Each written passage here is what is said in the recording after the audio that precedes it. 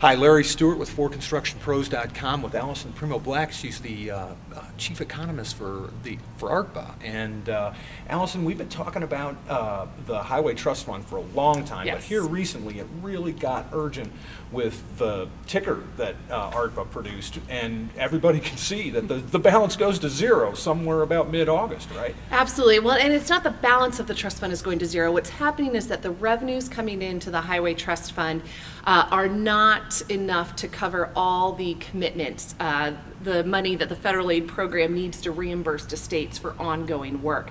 So what would have to happen is, without some new infusion of revenues, in the last few years we've had some money from the general fund to help cover that gap, but without coming up with some additional sort of revenues, what's going to happen is that all of the money coming into the Highway Trust Fund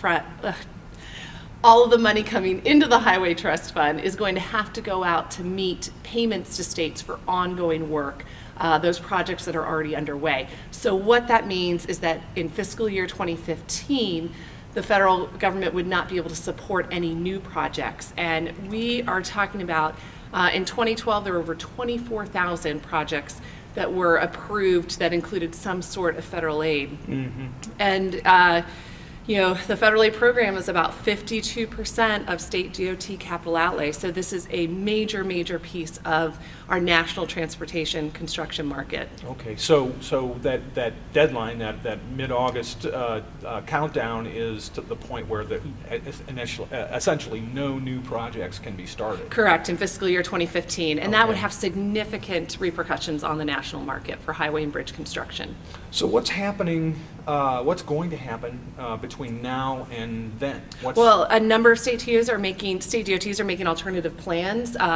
We know of at least 10 to 12 who have said they need to start cutting back on their lettings if this situation is not resolved. So we would expect to see a slowdown in contract awards over the next 6 to 8 months. But what really has to happen is Congress has to resolve this situation. They have to get some more money into the Highway Trust Fund, whether that's borrowing from the general fund, whether that's increasing revenues coming in through the gas tax or some other method, or they can cut the program. I don't think there's an appetite to do that in Congress, to be honest, but that is a possibility that state DOTs and local governments that they're preparing for. Right, it kind of gets down to who's got, or which has less, which do they have less of an appetite for, cutting the programs or raising the taxes? There are no easy answers, and we also know that the U.S. DOT is going to start slowing some of those reimbursement payments to state DOTs, which right now, the way the federal aid program works is that a state DOT or local government is actually paying for the construction work,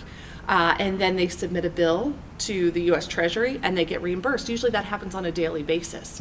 So states are really on the hook for some of this money that they've been spending, and a slowdown in payments is going to impact their fiscal situation as well. Right. They're going to be less aggressive, obviously, probably tapering back if they don't have the revenues to make those payments, and clearly they don't, because the federal government's coming in with so much funding for those projects.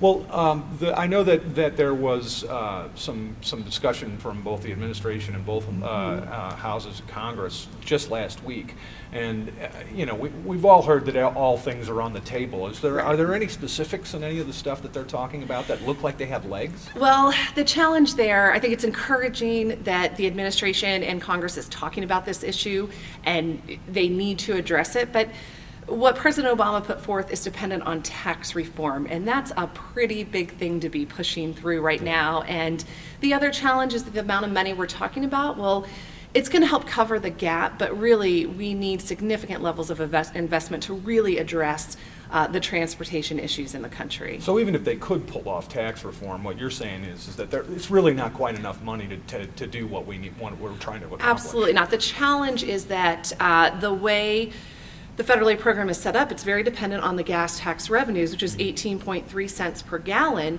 But over time, as prices increase, we have inflation, material prices go up, the purchasing power of the gas tax has really declined. It really purchases about 9.3 cents is the equivalent today compared to 1993. Right, so when they passed that. That's the crisis that we are facing. Now, if we had a gas tax that was indexed to inflation, we probably wouldn't be in this situation today. Sure.